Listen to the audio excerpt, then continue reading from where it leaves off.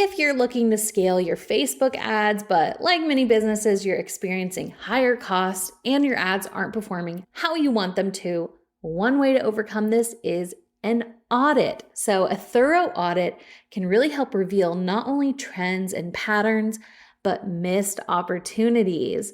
An audit is the tool your business needs to build stronger campaigns, both now and in the future. And guess what? You can sign up for your free Facebook trifecta audit. This is a $797 value from Clients Online. The Facebook trifecta audit is a full, in-depth review of everything that's happening with your Facebook ad campaigns.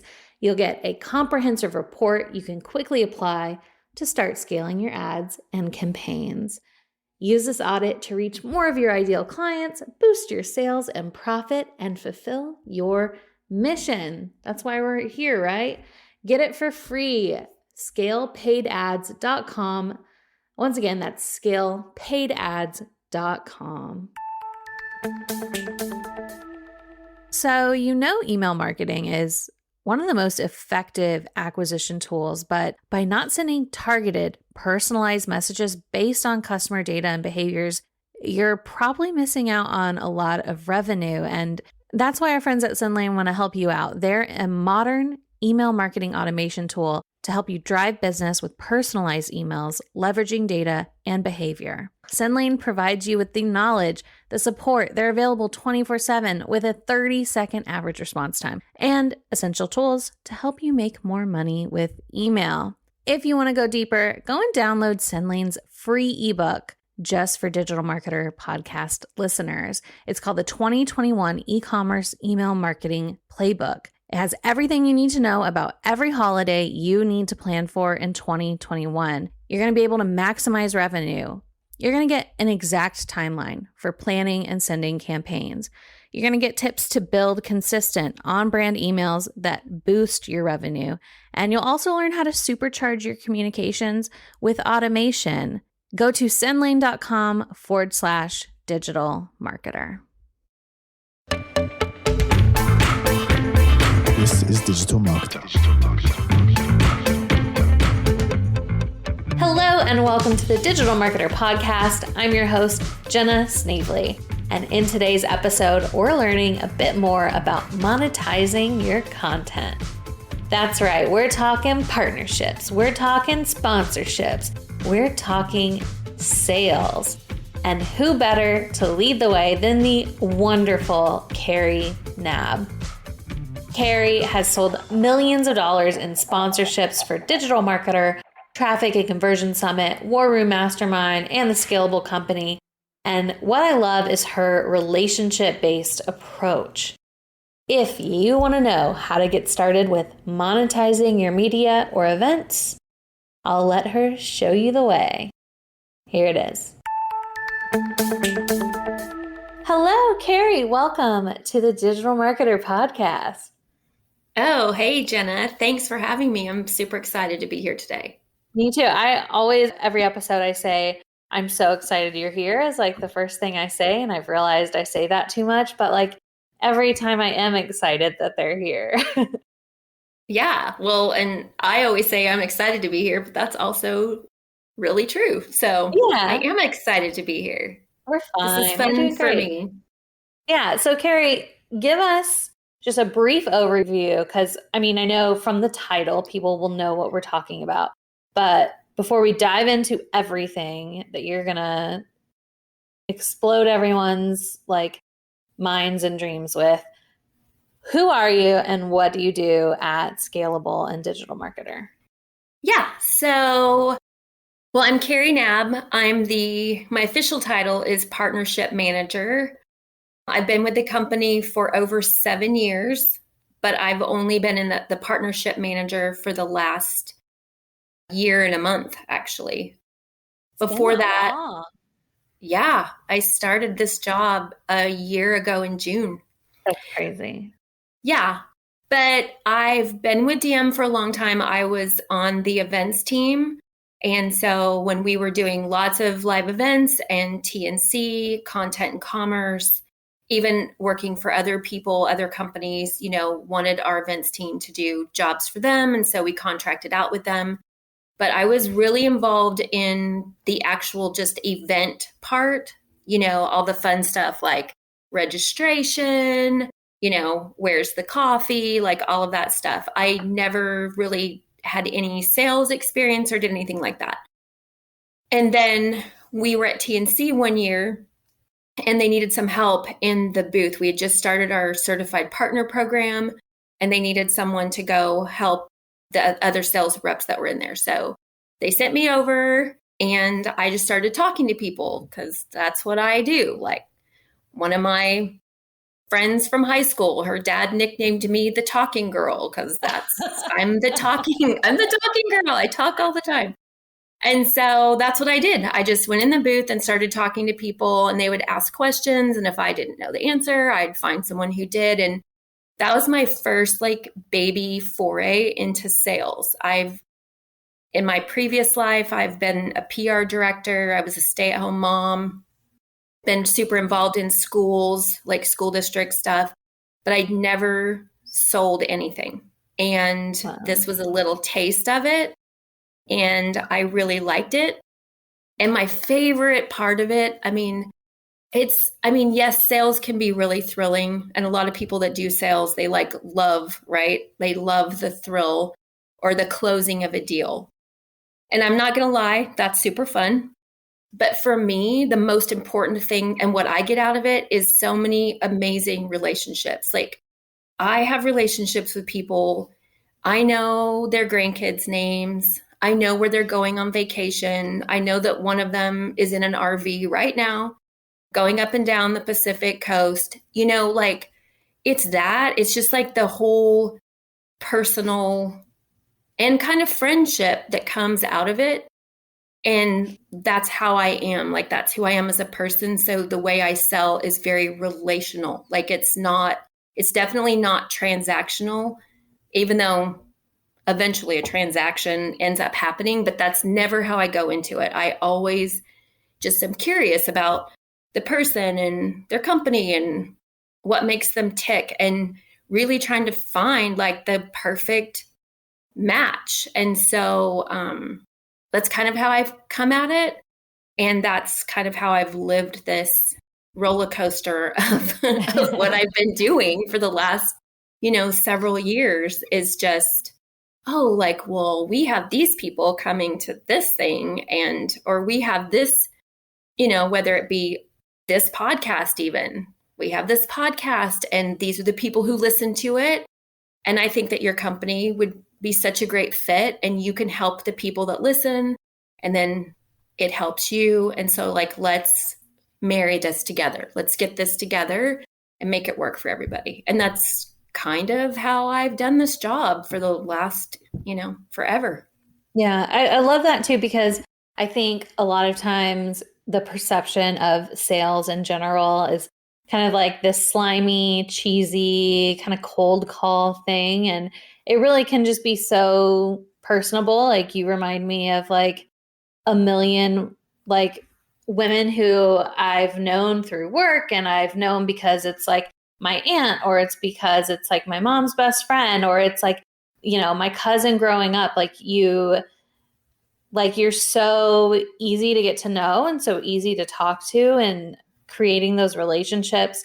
Like I can't tell you how many times I've worked with someone on a piece of content or a podcast episode and I mention like our ambassador program and I'm like, oh yeah, Carrie Knapp leads that. And they're like, oh, love Carrie. Love her. And it's like, Carrie that makes me feel so good. Yeah. Carrie told you to spend thousands of dollars on something and you still love her. For the longest time, digital marketer, we did not have ads on our content. We did not mail for other people. We did not do any kind of like we didn't have ads on our podcast. Like, tell me about when this opportunity came around and like how this team got built. Yeah. So, interestingly enough, when I started the partnership manager position, that was mainly affiliate focused because I do have relationships with different people. So it was just like, yeah, like we can like talk to them about this, which is completely separate from what we're talking about with the studio. So the studio is like it's in like an in-house ad agency, so to speak. And I think that, I was working with Aaron and like we were looking at some of these things and I'm not actually 100% sure how it happened. I mean, like, I can't really say like, oh yeah, there was this moment. We just went, oh, light bulb, we should do this. But it was, we look at other people's stuff too, right? Like I personally read The Hustle. Like I love that newsletter. It's super great. And they always have ads. And the other thing is if you remember, I'm sure no one has forgotten yet that we got hit with this massive like crisis all over the world with, COVID and the pandemic, and people couldn't go to live events. Live events were not happening no matter what.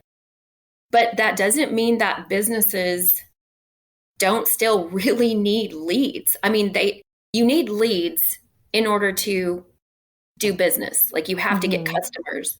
And for a lot of my clients, big events like TNC and Content and Commerce and other big events we did, this was their go-to. Like this is where they would, put their money and go and meet a lot of potential clients. Well, when you can't do that, the need for clients and leads doesn't stop unless you want your business to stop. So I think it was just the perfect thing where it was the same audience. Like it's still our audience that we have grown through all these years. The same audience that's listening to our podcast, the same audience that's reading our newsletters. These are the same people that go to TNC.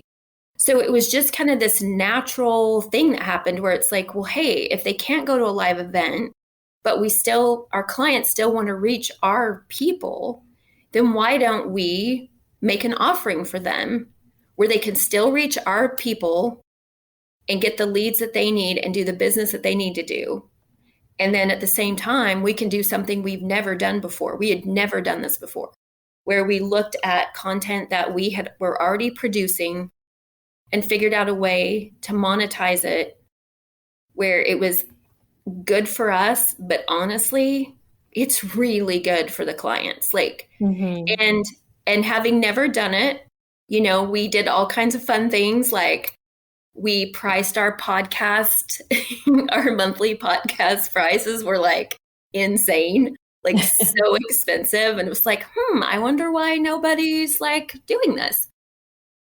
And so then we found a sweet spot. We found a sweet spot that businesses were like, oh my gosh. And it also helped that there were a couple of clients who I have relationships with that I've had for a long time. And there's a level of trust because they know I would never steer them wrong, nor would I ever lie to them or make something seem like it's better than it's not. Because that is not who I am and that's not what I do. I'm definitely not, no offense to any car salesman out there listening, but I'm not that kind of a salesperson. So they took a chance.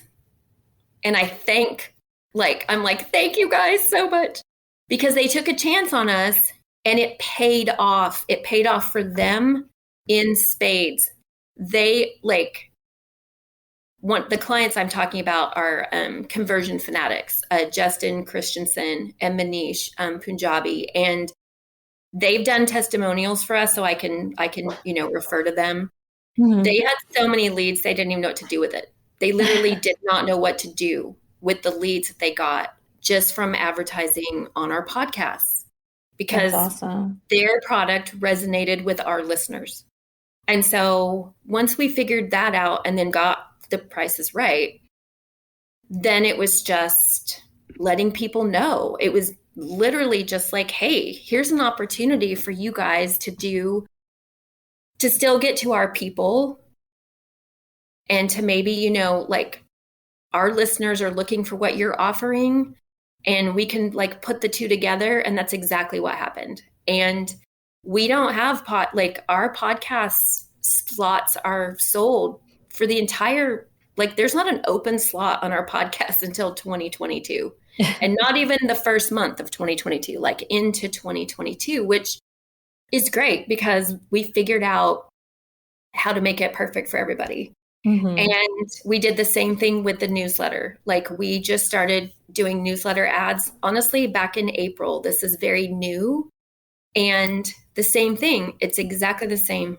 Clients need to reach the people that read the newsletter, and we can help them out. And we have an amazing team.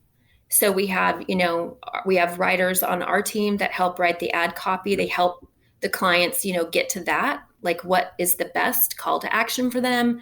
Mm-hmm. And then, our graphics, like Jamie makes these amazing graphics that go in these ads.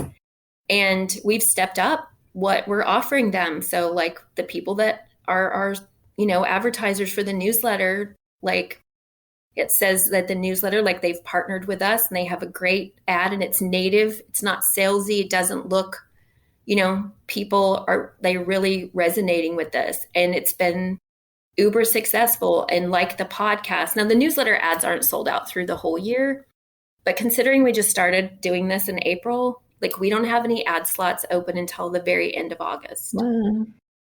So it's been really good. And Mm-hmm. it's exciting because we're helping our clients and we're also helping our audience.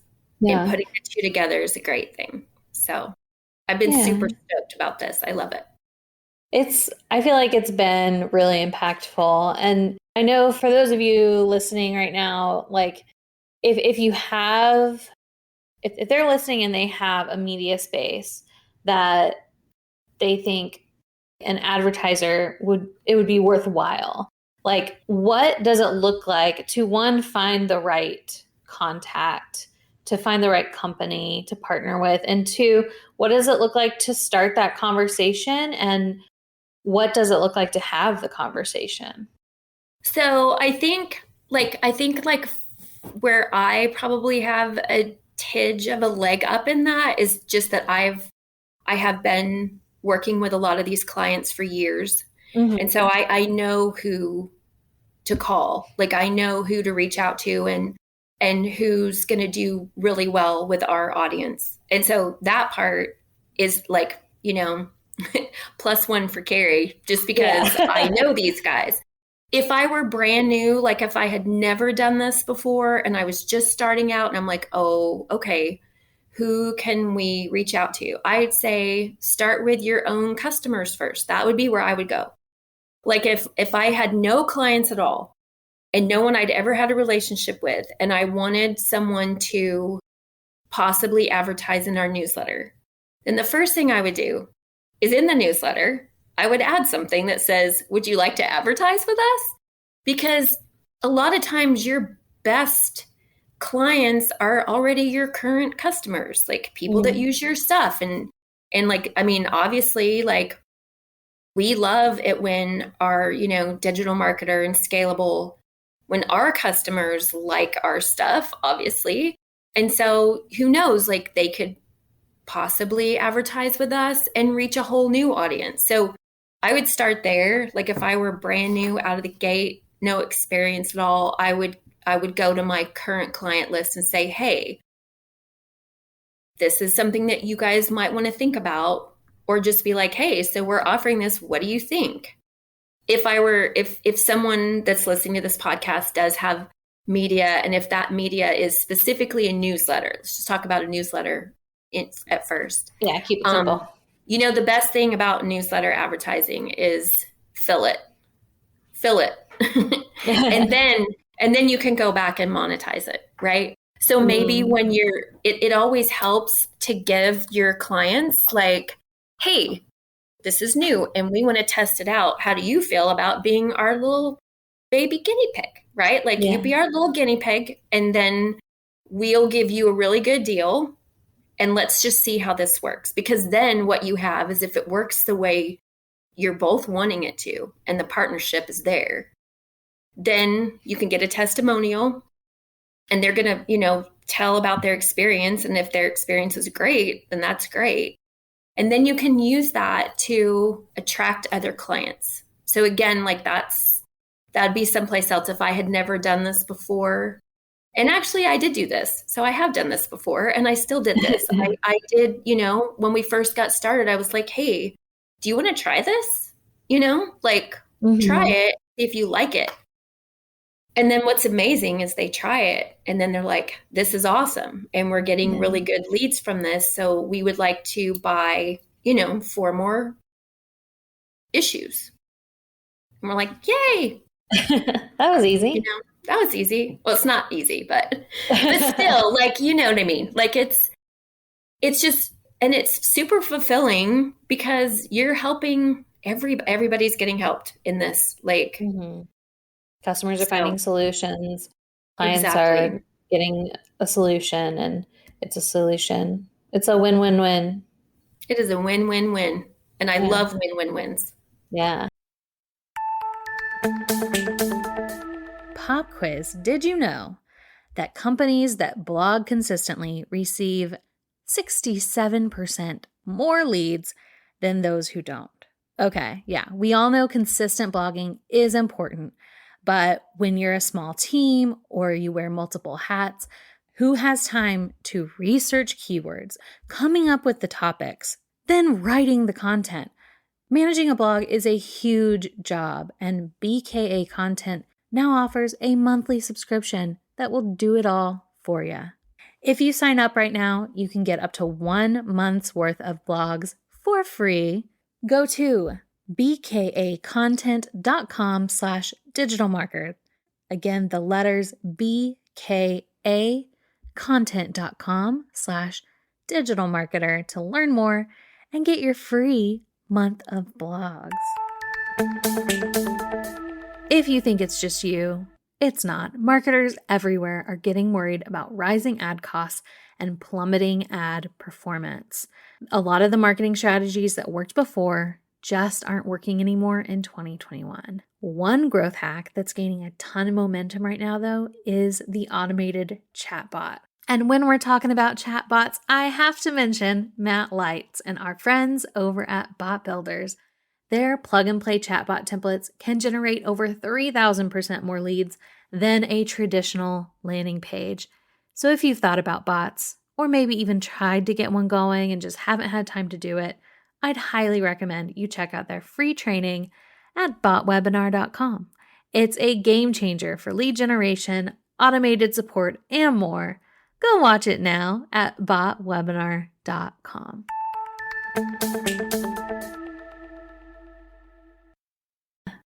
So you mentioned that, a lot of your experience lies in event sponsorships.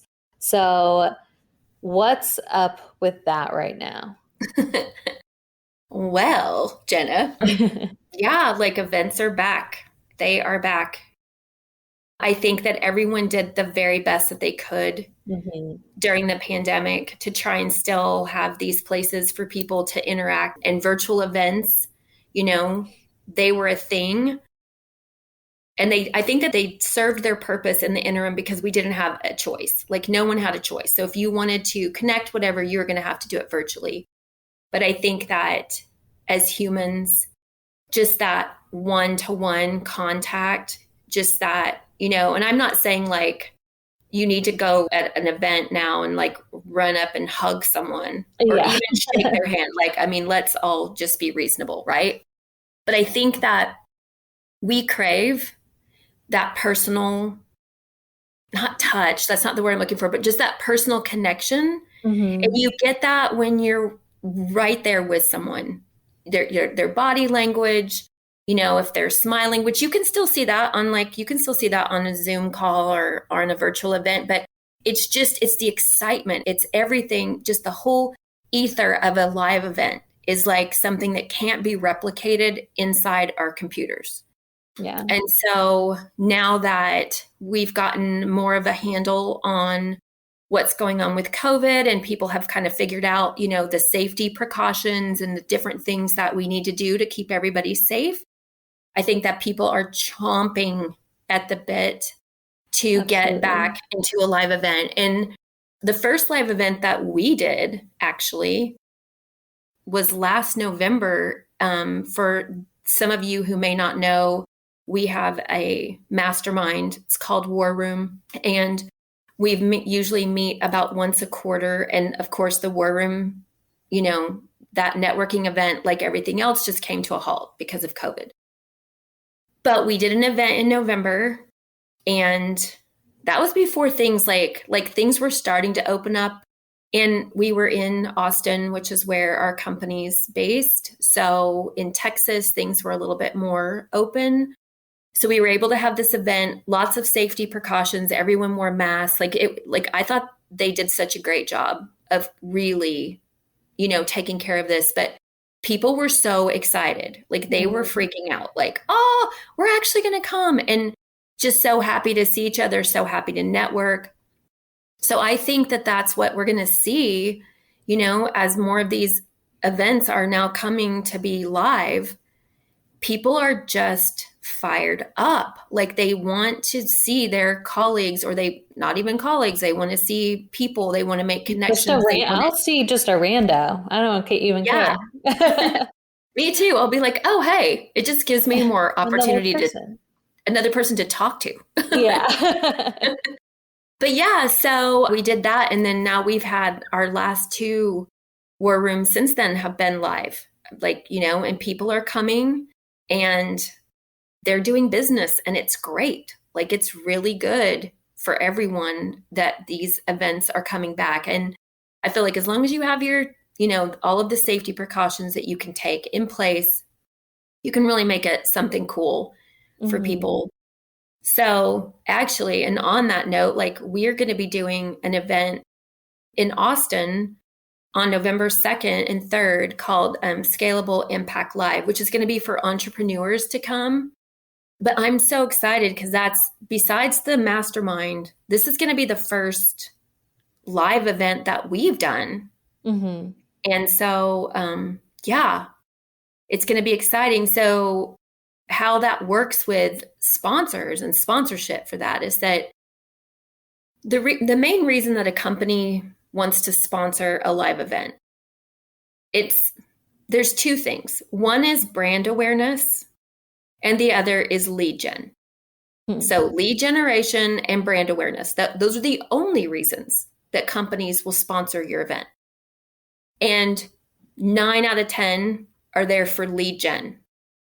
They're not really there for brand awareness. If they get some brand awareness while they're there, or they pay a little bit of extra, to have their logo put on an elevator or to sponsor coffee or something, that's fine. It just depends on what their budget is. But the reason people go to events is for lead generation. They want to make those connections. They want their sales reps to be there to talk to the clients, potential clients, and to make deals. And so that's why people sponsor events. And so as my job, when we have a live event, my job is to find the clients just like I would for a newsletter ad or just like I would for a podcast ad.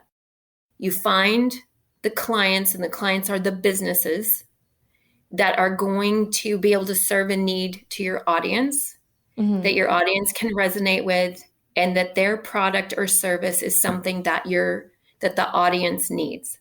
So the audience is the attendees of your event, and then the clients are the businesses that are coming to sponsor. So if you had an event that was, more just marketing centric, you wouldn't necessarily bring in, like a shoe store or something. Yeah.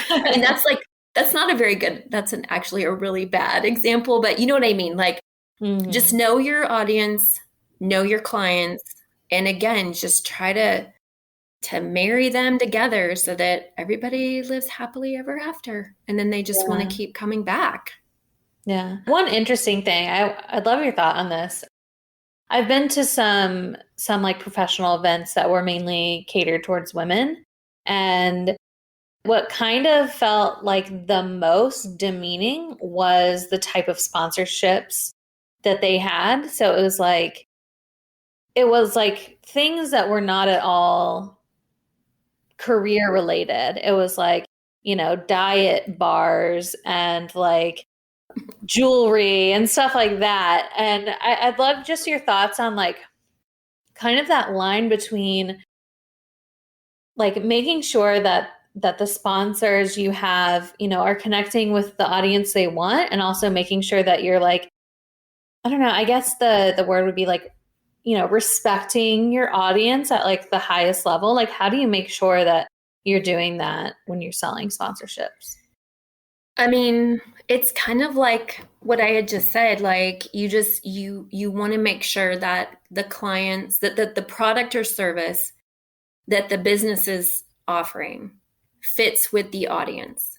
Mm-hmm. And I know what you're talking about because I've been to events myself where there was some really strange booths. And I was like, Yeah. did they just sell this just to make money? Like just to Mm-hmm. like, oh, you want to sponsor our event? Okay, come on in and sell, whatever. Versus how it fits the actual audience and the event itself. Like, every event is different. There's events all over the world in every type of genre. Like there's events for, oil and gas. There's events for, defense. Like I literally heard about an event where you could go and like literally like buy defense stuff. And I mean like war stuff, right? Mines. I'm not being, I don't know about mine. I'm not being very articulate, but you know what I mean? Like It's you could go buy okay. a tank. Like if you're, third world country, you need a tank. I think there's an event where you can take care of that. So, and Crazy. and then there's awesome like huge events like Comic-Con, right? Which they're just like focused on, this whole like otherworldly stuff. So there's all different types of events. And I think it's important that whether you're at an event like that or you're at a marketing event like what we do, just make sure that the people coming in that are going to be the ones being face forward to these people attending, that they are offering something that they need. We have like, I've had a sponsor before for TNC. It was Bullet Coffee, which, some people might be like, well, how does that really fit? But I'll tell you what, that booth was so popular because they offer a sugar-free, type of coffee. It's not geared towards men or women specifically. It's just geared for people. And it was a huge hit and people really liked it. But I've had other, clients or people reach out, like when they're like kind of like doing an inquiry, like, hey, we're interested in sponsoring your event. And I've looked at some of the stuff that they are offering and kind of been like, oh, I'm like, I really don't see this as being a good fit. I don't feel like and I would never say to them, you're not going to be a good fit. Like, first Yeah. of all, that's just rude. But what I do say is, I want this to be super successful for you. You want your experience sponsoring. It's not cheap. Like, it's not cheap to sponsor. And Mm-hmm. the cost of the booth is minimal. Like the cost of the booth is a very small portion of what a sponsorship costs, because if you're sending people, that means, unless it's in your backyard, you're buying flights, you're paying for hotel rooms, you're paying for meals, Ubers, taxis, whatever, Wow. Yeah.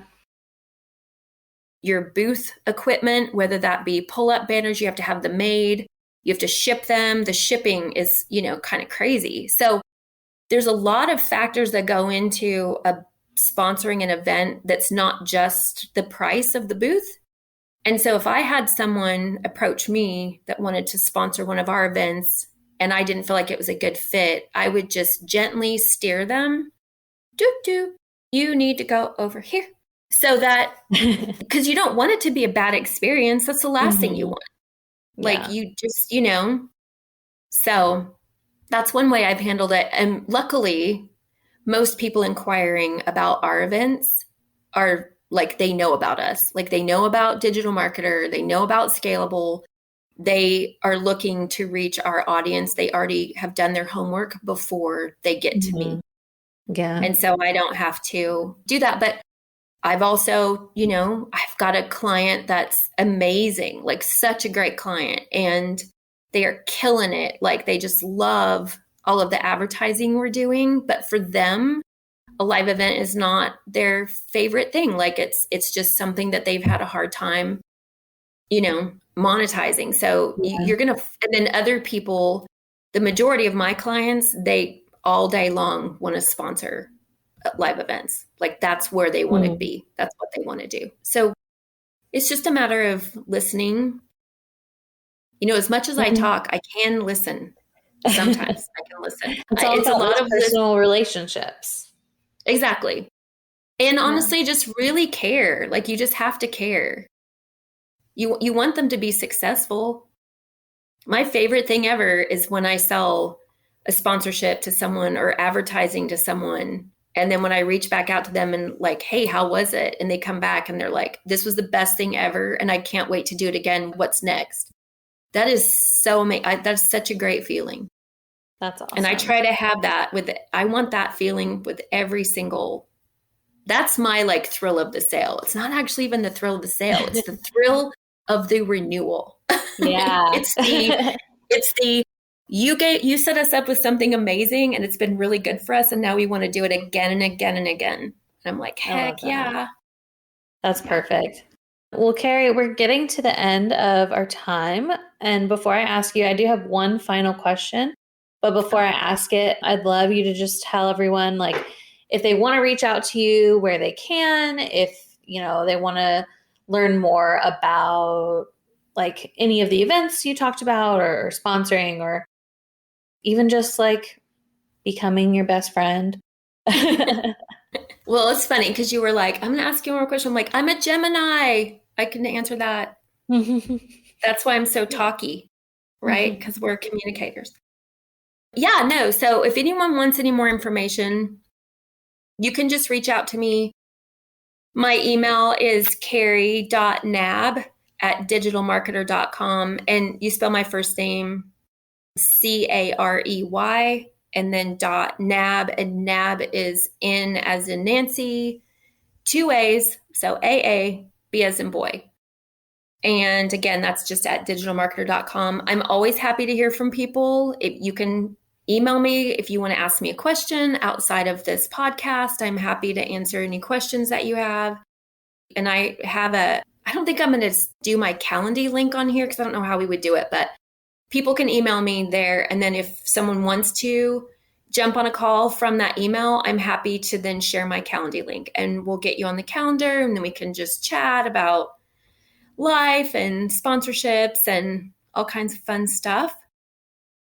But yeah, and then, like I said, we have this Scalable Impact Live event coming up in Austin. It'll be at the Fairmont, November 2nd through 3rd. We have some great sponsorship opportunities for it. And they're like some really cool, like fun, diverse type things that we have not always done before. So we're kind of spreading our wings. Yeah, we're kind of spreading our wings a little bit with this and offering some different things. So I have a media kit that I can share. If someone emails me, I'm happy to send it over to them.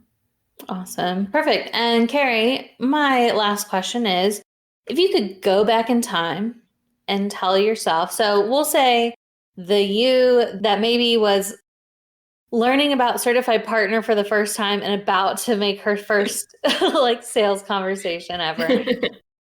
If you could tell that Carrie anything at all, what would you tell her and why? Well, first of all, I would tell her that she had no idea how much she was going to fall in love with sales because I'd never done that before. I would tell her to get busy and start earlier because I think that I could have been doing this my entire life. And I had no idea that my gift for gab would translate into making these awesome relationships. And yeah, I wish I would have started doing this a lot earlier. And yeah, and just like, I don't have to tell my other self to stay positive. I think that's something I try to do all the time. I try to be super So positive true. and happy. But yeah, I would just be like, girl, you should have done this like 10 years before. I literally should have been able to be like, oh, I've been doing this for 20 years instead of 7. Yeah. Because yeah, I love it. Like, love, You're love, love it. amazing at it. Thank Yeah. you. Well, It's Carrie, fun. Like when you go to thanks your for being job every on. day. Yeah, and you just get to talk to people I and love know. on them. Yeah. Yeah. Well, Carrie, thank you so much for being on the podcast today. Oh, it was so fun, Jenna. Anytime. If you want to pick a new Yay. topic, I can talk about, I mean, I can talk about all the things. Just, you know, Yeah, y'all just email, hit me up and engage.